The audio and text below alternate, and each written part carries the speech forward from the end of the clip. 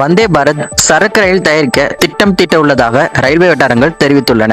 வந்தே பாரத் தற்போது இருக்கை வசதி கொண்டவையாக இயக்கப்பட்டு வருகின்றன. விரைவில் ஸ்லீப்பர் வசதி கொண்ட ரயில்கள் இயக்கப்பட உள்ளது.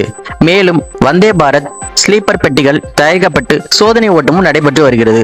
தற்போது வந்தே பாரத் ஸ்லீப்பர் பெட்டிகளை போன்று சரக்கு ரயில் அறிமுகம் செய்ய உள்ளதாக ரயில்வே நிர்வாகம் திட்டம் தீட்டியுள்ளது.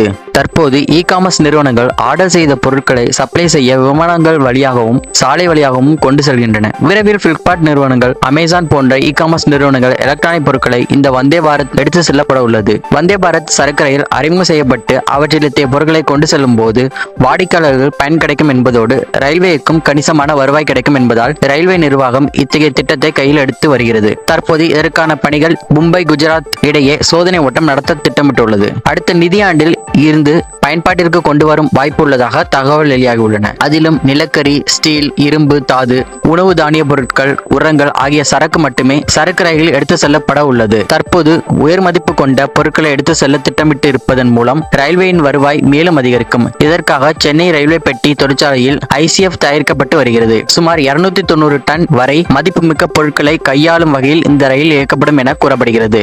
அதேபோல் இந்த ரயில்வேயின் பெட்டிகளில் நீளம் அதிகபட்சம் 13 மீட்டர் தொலைவு கொண்டதாகவும் இருக்கும் எனவும், வந்தே பாரத் பார்சல் ரயில்கள் என்பது தற்போது ஆரம்பகட்ட நிலையில் இருப்பதாகவும், எனினும் பொருட்களை எடுத்து செல்லவும் வகையிலான பெட்டிகளை தயாரிக்க அனைத்து தரவுகளையும் பெற்று வருவதாகவும் தகவல் வெளியாகியுள்ளது.